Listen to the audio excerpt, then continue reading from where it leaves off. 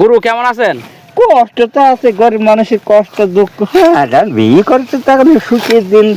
ভালো আছেন তো? কোনো দেহে রোগ বাগ নেই, নাতে পুঁতি কোনো কেই আসতে যায় না আমার কাছে। জেল ঠেল খেটেছেন মনে হয়। হ্যাঁ, জেলা। হ্যাঁ, ও মাছ দেয়, ডিম দেয়। জেলের জীবন ভালো নাকি বাইরের জীবন ভালো? যদি আমি আর তুমি জেলের মধ্যে আছি, যদি মারামারি করে নেঠিয়ে। আমরা যেটা দেখেছি যুবক বয়সে আপনি অনেক শক্তিশালী ছিলেন এবং আপনি তো হিংস্র ছিলেন অনেক যুবক বয়সে, বাঘের মতো। হ্যাঁ, এখন গুরু কেমন আছেন? ভালোই আছে। গুরুর জীবন কাহিনী শুনবো, তিনি তার জীবনটা কিভাবে পার করছেন সেই সমস্ত আজকে আমরা একটা কিন্তু সুন্দর গল্প শুনবো। তা গুরু, তাহলে আপনি আপনার জীবন কাহিনী যদি একটু সংক্ষেপে বলেন, এটা অনেকে শুনতে চায়। আমাদের অলরেডি অনেক রিকোয়েস্ট ছিল আপনাকে নিয়ে ভিডিও করার, এই কারণে আসছি। যদি একটু বলেন। এই 19 মাস খাটা হয়, কাজকর্ম পরে করা হয়, খাইতে খাওয়া দাওয়া এইসব করা হয়। আপনার জীবনের কোনো কষ্টের কোনো মুহূর্ত আছে যেটি আপনি আজকে আমাদের ক্যামেরার সামনে বলতে চান? কষ্ট তো আছে, গরিব মানুষের কষ্ট দুঃখ সবই আছে।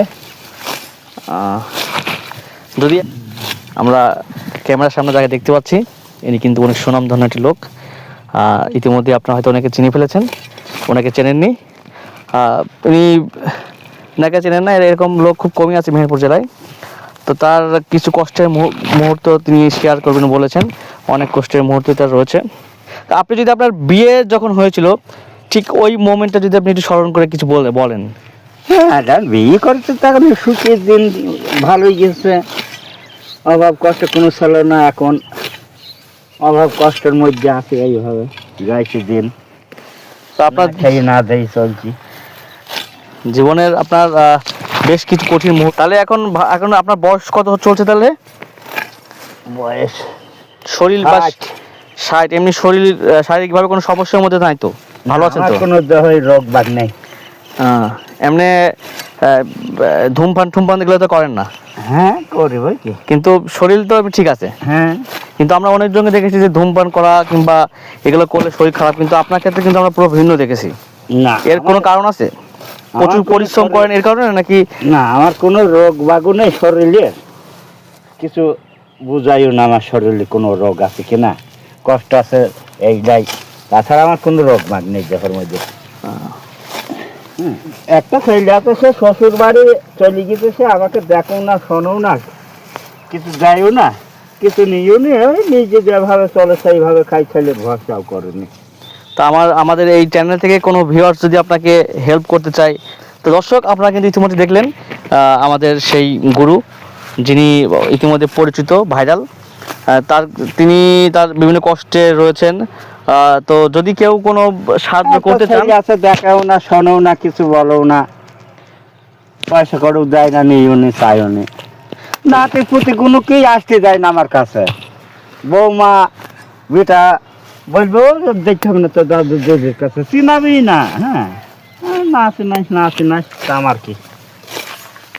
আচ্ছা, একান্ত ব্যক্তিগত একটা প্রশ্ন করতে চাই, সেটি হচ্ছে আপনি আপনার লাইফে আমরা দেখেছি অনেক সময় জেল ঠেল খেটেছেন মনে হয়। হ্যাঁ, জেলারে ওই কষ্টের মুহূর্ত কি আপনি একটু শেয়ার করবেন, যে সেখানে কেমন পরিবেশ কি আছে বা কেমন?